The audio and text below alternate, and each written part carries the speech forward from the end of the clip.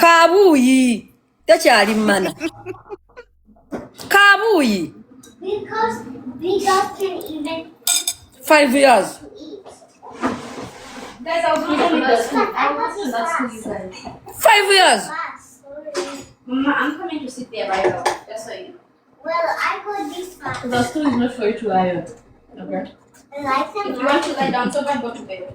Mama, you can't lie on that stool. Takyali mana eyo. No. Chimana mana. Why should she 5 years. Mama, get up. Get up, Cheryl. Huh? Who's doing that? I'm the daddy. Cheryl. Get up. I'm gonna ask you again. Luwi, because a woman like your mother did not speak up, it's the reason why women like in Zambia are existing today. Because your father was abusive. Ugwa mwenyini nyini. Wabitugamba. Bantu bange Luwi te tugamba mbu mama we yamusulawo nga wa myaka nga wa miezi ebiri because the father was abusive.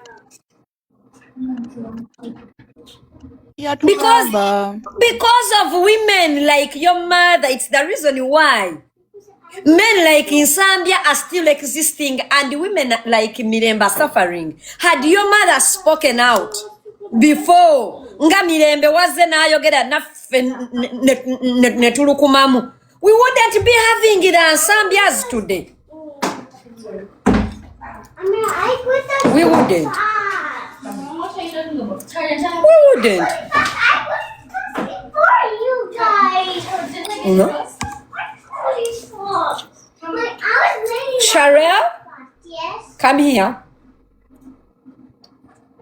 Go and take a nap, please. I will. Only what them supporting in Zambia. Gamba banange, according to my analysis, no man obulenzi naye yet I go supporting gibwa. Don't victim blame. Victim blaming is for narcissists first of all. It's for women that have normalized abuse because they lived in abuse. Because they grew up in abuse.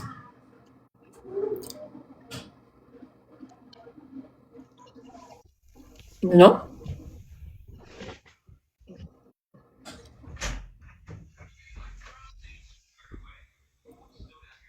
For CEO, Info Trust, Miriam Tusubira. Osubira chigwe. A support gwazadde abaana ab'obuwala. Nenga o supporting abasajja okwa abusing abakazi. Banange abakyala abagulumiza abasajja olw'okuba mwagala obufumbo. Ogulumiza otyo omusajja nga akulekawo n'afuluma n'agenda n'azaala n'ebbali. How much do you even hate yourself? Je byafuluma n'agenda n'azaala ebbali n'adda.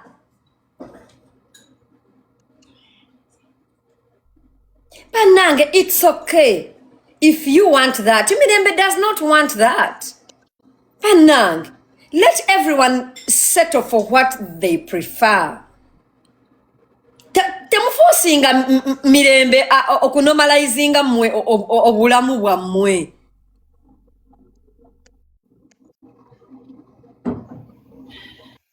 That's not okay.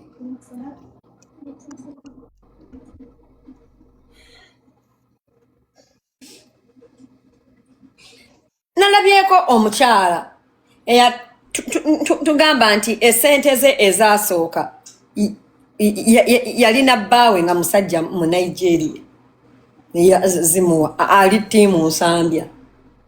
Owulire? The whole of Africa and the world at large knows that no one is as abusive as a Nigerian man. Bantu bange nimbye. A Nigerian man akukuba n'akukulusanya n'akwebakako ebibi n'akwebakako ebitawooma n'akukola atya n'okukuba n'akukuba n'akwendako n'okubba n'akubba. you know.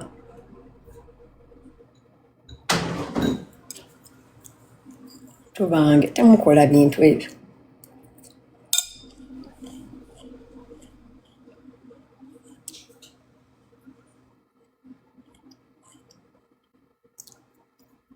No? Kikola. Mirembe mumuleke bannange. Yawulira nga obufumba abukooye mufaaki. You're asking Mirembe, is she gay or omukola mukabina? Luwi, right? Were you a prostitute to be fucked at 5 years?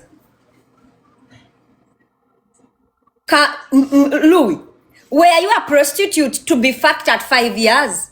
Where abuza if Mirembe is gay?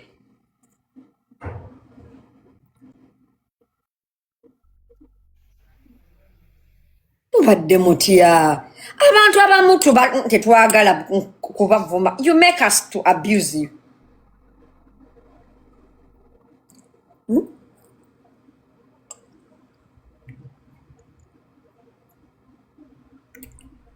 Tubeere bakkakkamu. Don't lose direction.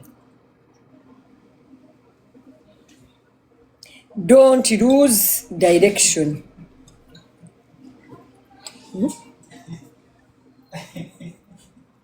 Chi. Eta ndabe.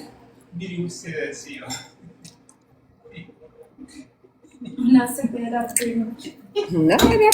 Prima. Mwana Prima wano.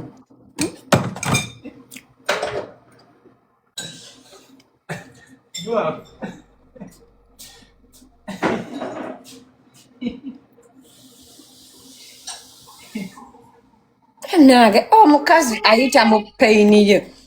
And imagine today okumanya abantu bano ba frustrating the justice. Do you expect a woman now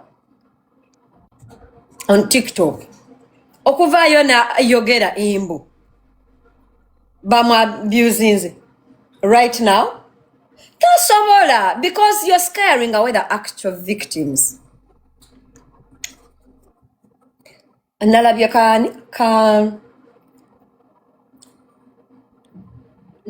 ka desire. Nga kagamba bannange temunjawula ne musajja wange. Bannange nze omusajja wange.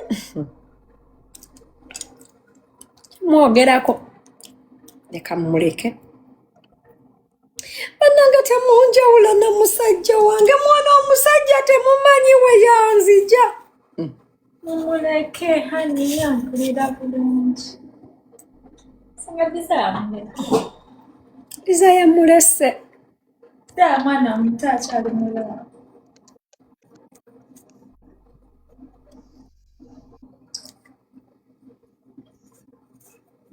Bannange muleke hani bannange. Omusajja yankabirako nga maama wange afudde. Iye, musenga mwaba talina basajja temumanyi. Mwaba talina masajja temumanyi. Single people. Abasiyazi. Abasiyazi. Twanitegedde tutya. Omwana mumwesonyi wali mulala. Relationship eyo njagaliza desire bambi. Njagala ewangaale. Kuba mbwetawangaala tujja jjogerako. Nja mukaabirako.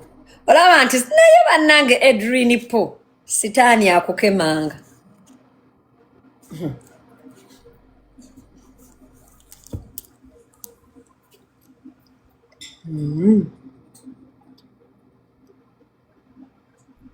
Era ogenda okulaba abasajja abasupportinga abuse.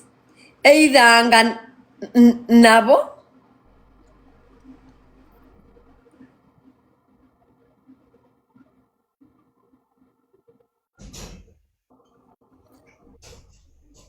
olaba abuse abaami abo wano ngundi yatugambye mbu Mikey comes from a broken family. Owulira? That's why. Bashi yazze yatugamba luli yali nani wait Irene Nachos akavideo kagundi kaka. She was a friend. Tenga relationship ye ne George balinamu obutakkaanya. Ne George era naye nali ngenda ku studio. Oluusi amuyisaamu empi biki obimanyi when a relationship has hit rock bottom. So I had my ideas. Nendiramu Prima after the interview. Ng'atandikawo ekintu ky'emmere ne muyambako okizimba. Bano beating, it's like how maybe you're doing this. Nobera ngompita buli lunaku nkoze ntya so she provided me became friends. But the day she was gonna leave George yambuuza bestie nangamba nkole ntya nemugamba no but bwekiba kiganye kola ki kite nga otunafuna feeling yakumwaga nothing tezaliwo for real. Okay. Cut out in that moment, that's when she grabs me and kisses me. She did? Yeah, it was at night. I remember we had speak. Yeah, because I think she was over scared in Mutimagwe. I was there in that moment, and she was a broken woman. This girl loves kissing. George yalita kissing mukazi modo. What you will do? For 8 years, he never kissed her. Naye muloza lwaki teyamukissing. Tochikola. Senga chichekigana bawo. Olaba yagana omukisinga. Always. Yabadde wanonga avuma ggulo. Senga oyo guy George tali just romantic. Guy tali romantic. Ola abera nani noyo mchala we Hindu nengola ba Hindu yamwekubako.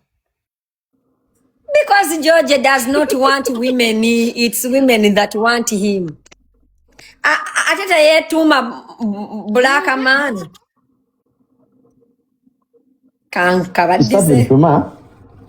She was a friend. Tenga relationship ye ne George balinamu obutakkaanya. Ne George era naye nali ngenda ku studio ye. Oluusi amuyisaamu empi biki obimanyi when a relationship has hit rock bottom. So I had my ideas. Nendiramu Prima after the interview. Ng'atandikawo ekintu ky'emmere ne muyambako okizimba. Bano beating, it's like how maybe you're doing this. Nobera ngompita buli lunaku nkoze ntya so she provided me became friends. But the day she was gonna leave George yambuuza bestie nangamba nkole ntya nemugamba no but bwekiba kiganye kola ki kite nga otunafuna feeling yakumwaga nothing tezaliwo for real. Okay. Cut out in that moment, that's when she grabs me and kisses me. She did? Yeah, it was at night. I remember we had speak. Yeah, because I think she was over scared in Mutimagwe. Kale, best nebananga basajja tebatwa. She grabbed me and kissed me by force, in short. Era nebambuza nga tewali feeling nakamba tezaliwo. As in, basically, tulaga nti yeye kwanira omusajja namwesibako nekitandikirawo men are bad people. If you can avoid a man. Let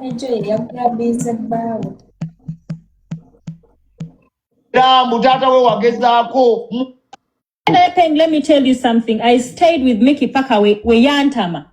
I went back until I got tired of him. So it was easy for me to heal. Now get a movie and I'm already healed and I was ready to live without him, whatever the consequences. No, namugamba chiro, like he messed up. Nemugamba, we need to talk nagana. Nentula na nemugamba mzendi mkazi wa bigambo bitini. Nemugamba Miki, enchato jaku nsanga onangamba kali. Netambula ningenda. Jindako. Tegamala kubuza nsonga ki yagabugamba kale. Yali akimanyi, he knew, but he wasn't a man enough. He didn't have the balls to face what he had done. Ne basically omuntu omugamba nti ngenda genda nagamba genda, that means the guy doesn't give a fuck. Guy yalinga akoye naye. I don't know about that. No, he's a coward. He's a coward. He messed up and he couldn't man up to his doings. Oh yeah. Yali talina chagena kungamba because it's like pen getting you red-handed and you just like you don't know what to say. You'd like ensonyi n'azifuula obusungu kamukikolwa kiki ekyakufigalira because omuntu aba akooye asobola persistence ebeera n'ogamba kangome. That means omusajja alina kye yakola ng'olabye ddala kino kyo kisusse n'ogamba kati kankikoleze kino nsitikemu. Wamusanga azina? No, but I had a lot of like during my whole pregnancy time, I used to get those messages. By the way, Mickey, me, I'm a person. You live your life when you leave the house. Guamanyi. If I leave the house, nzamanyi. I'm that kind of girl. So, Sagara, if you're doing that or you're hoeing around or fucking around, like make sure you're clean if you don't want to lose me. You know? So I think he was reckless with his like bashes. Anyway, bash nkamuleke kuba njamu kuba mwebituli. Tuchideke kali. Fucking and his hoeing life and all that. Naleta STD. No, like girls used to come. I'm pregnant, like wanting to prove a point. I'm pregnant. I'm with Mikey. I think that they send you messages with his personal number. Yeah.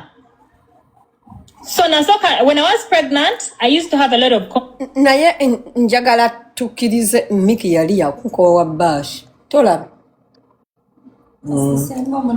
Mikey yali yakowa bashi. Ekyo kwenda kale oba kyandibaddawo kubeera omuntu ayenda nenga ayagala mukazi ne bakwata n'essimu ne bakuweereza. Yali yamukowa. I tried to withstand.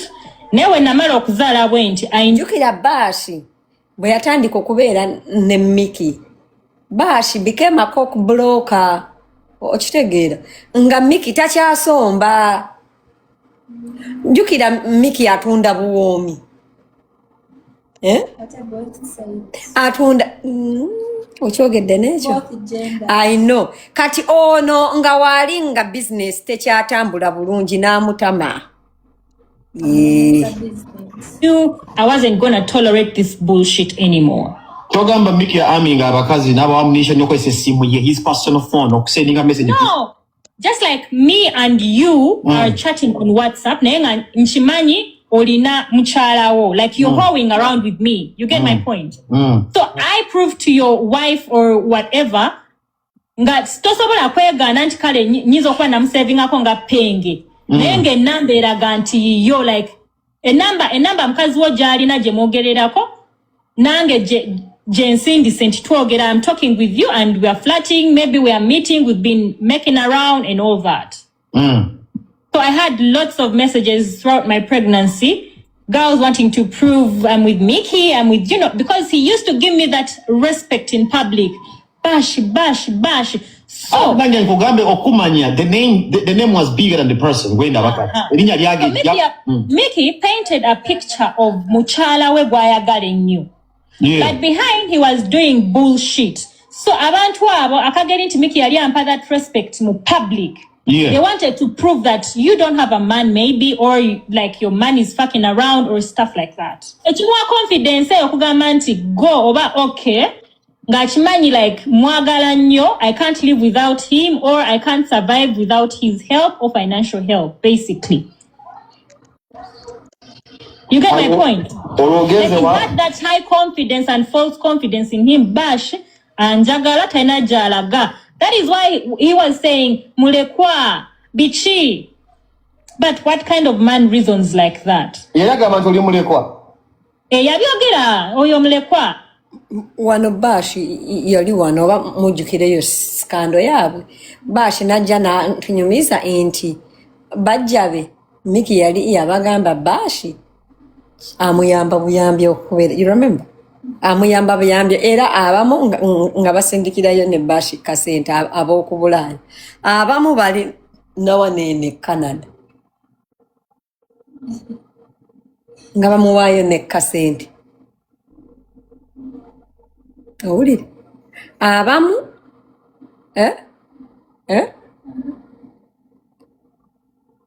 bane bagwa Bash ebbakuli.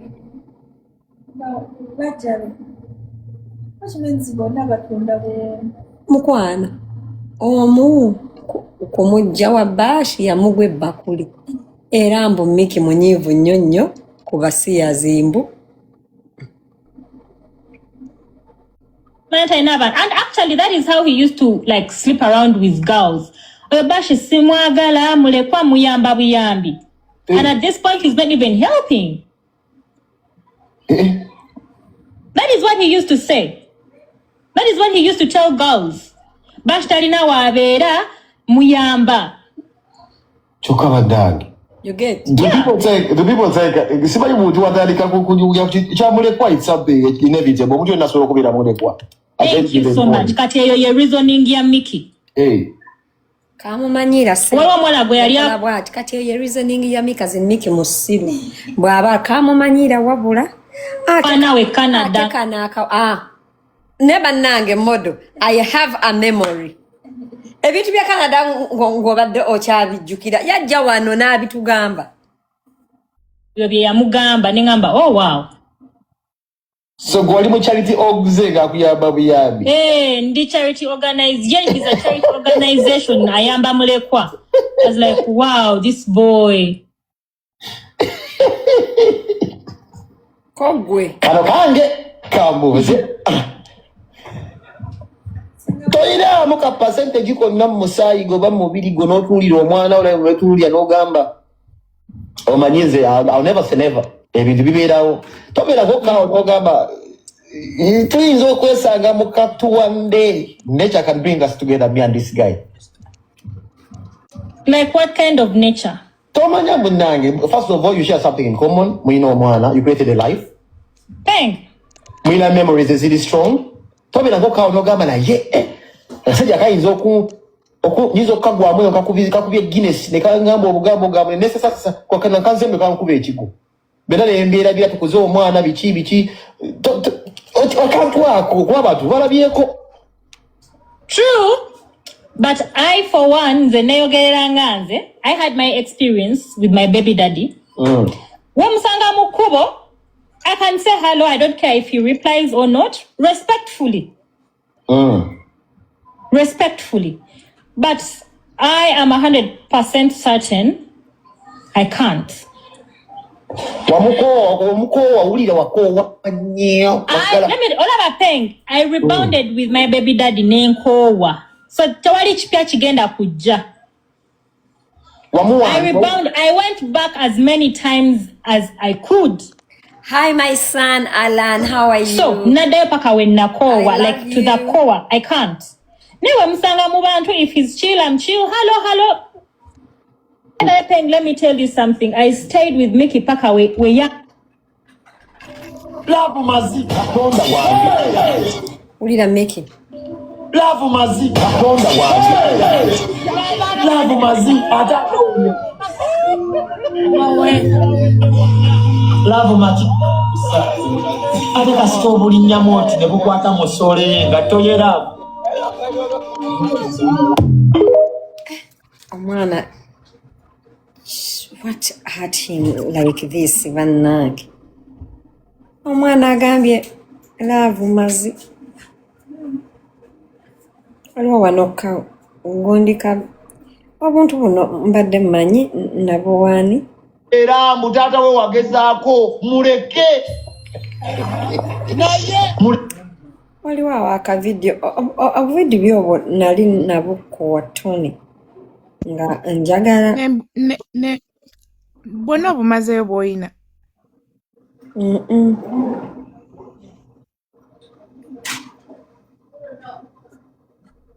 Nambukulage.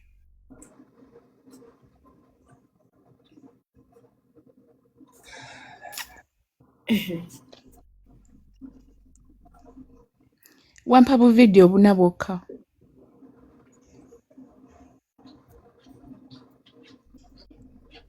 Naye nga Mikey ne Grenade official bonna bali mu WhatsApp group yemu.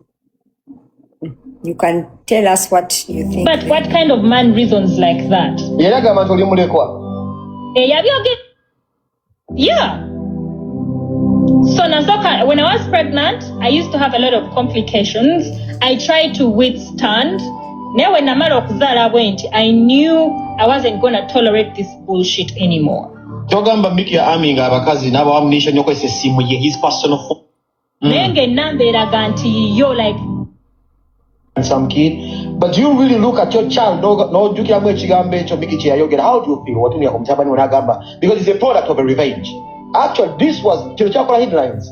Abasajja ne bagamba you cannot toyinza kwogera kigambo ng'ekyo. How did you perceive that information yemuvuddemu nate gwe n'otunuulira omwana the picture this imaginary figure you get from your son nga cowboy agambye the kid is a product of revenge? What perceiving ng'okyanga gw'omuzadde yamusinga n'omukalinga for 9 months? Well, what do you expect from a man that wasn't raised? Because Mickey doesn't have a father figure in the first place. Yeah.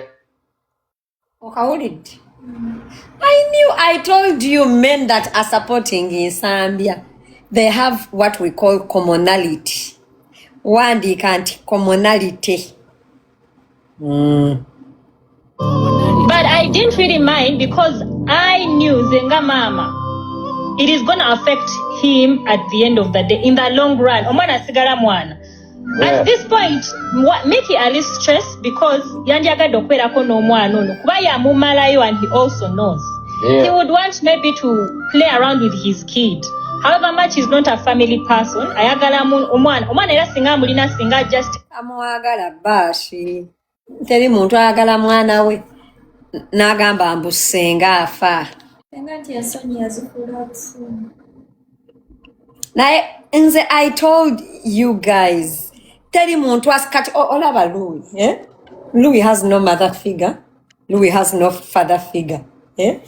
Luwi, when you look at Zambia was a smart way. Nga taata wa Luwi. Zambia is a crook nga taata wa Luwi. Kati ate Luwi ayagala taata we.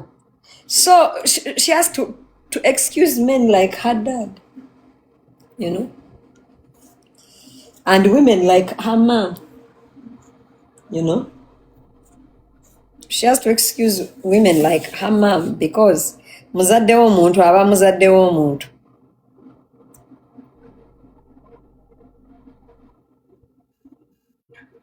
Kakao nenga he doesn't do much because that is him anyways. You know, but awulira maybe yanjagadde omwana kuba wabwe ye mulenzi yekka. Oh yeah? Then maybe naye yeezaalirayo akaana akalenzi. So he would want maybe that attachment gy'atasobola kuba nayo right now. Provided mwana oyo afuna siblings okukusaidia Mikey n'afunayo abaana abalala. Are you willing to okuwa mutabani wo n'abeera nga asobola okubeera nga amanya baganda be kusaidia Mikey baana abazadde? Now, nze Pemo ndaba. I am one person that is fighting to break generational child trauma. Yeah. For abantu abakulu, we have trauma. Lwakubanga tetukkiriza tulowooza ebirwadde bya bazungu beetaaga mental health and stuff like that. Yeah. But I believe me with my kid, it's starting with my kid, it's starting with me. I'm breaking the generational trauma. We do not know. Now imagine Mickey already has 2 baby mamas. Maybe he has other baby mamas coming through. How are you going to bring your kids together with different baby mamas? Maybe